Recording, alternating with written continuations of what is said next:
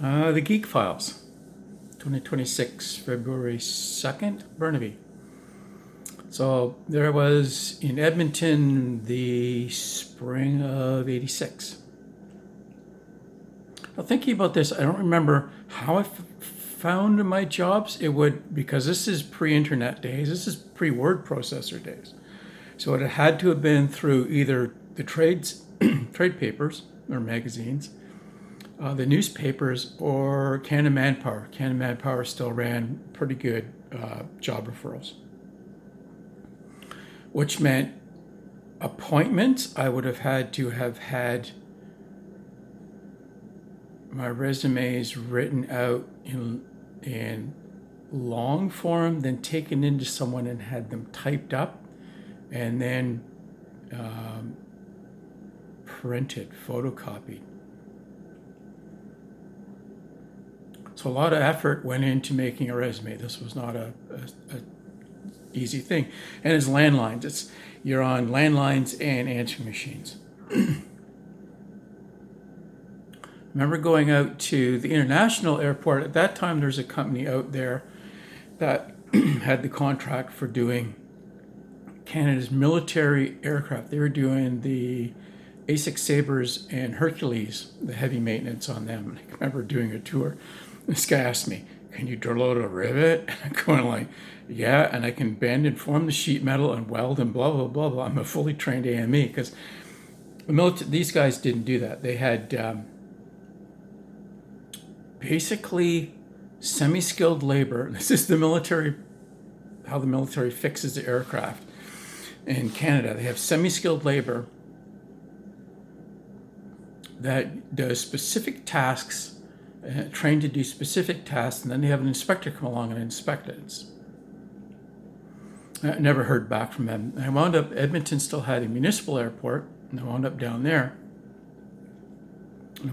For some reason, I was walking through one of the hangars, one of the old military hangars, and there's a turbo thrush with a couple of guys standing nearby talking, and turbo thrush are a crop dusting aircraft. And this thing had some really serious cable cutters on it, and something weird with the pilot seat. Now, crop dusting aircraft often have cable cutters because farmers often forget, oh yeah, I forgot about that telephone wire between them two poles. So, they have these little serrated things on the landing gear, the leading edge landing gear, and often a piece of wire that goes from the somewhere near the cockpit to the tail, so that if they'll either cut the wire or the wire goes over the top. But this thing had some really serious heavy duty cable cutters, and nothing wrong with the really odd with the pilot seat. And these two guys saw me looking at this aircraft, and so we started conversation. One of the guys was the owner operator pilot of the turbo thrush. Well,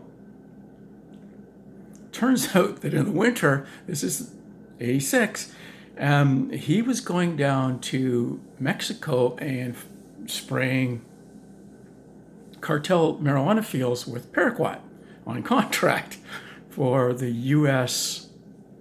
whatever, DEA. And what the cartels were doing is stringing really heavy cables across the valleys where these things are. So he had some really serious cable cutters, and they also had a lot of arms. So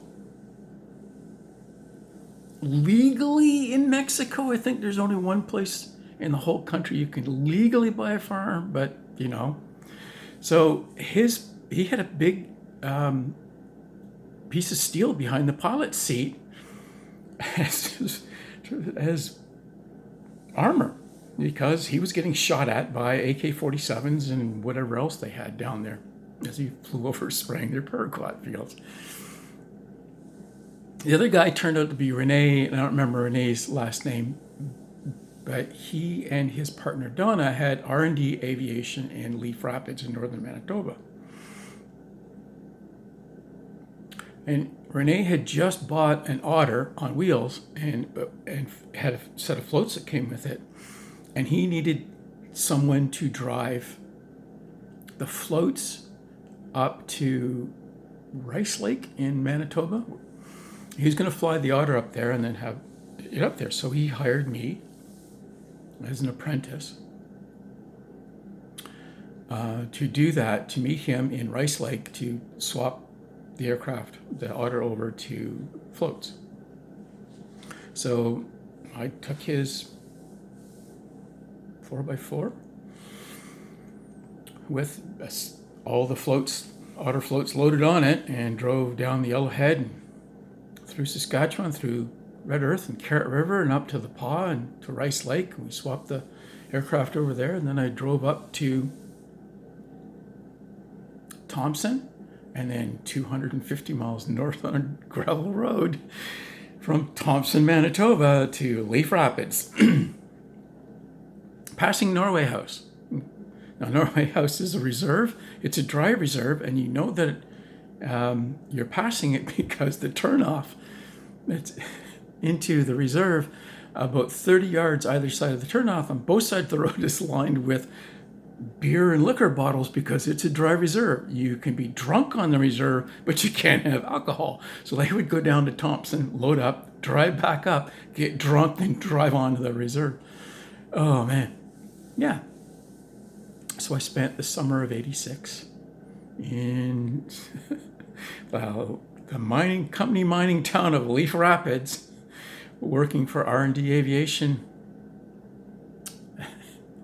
on a float operation. Yeah, making appropriate decisions. You don't make any money, but you get good stories.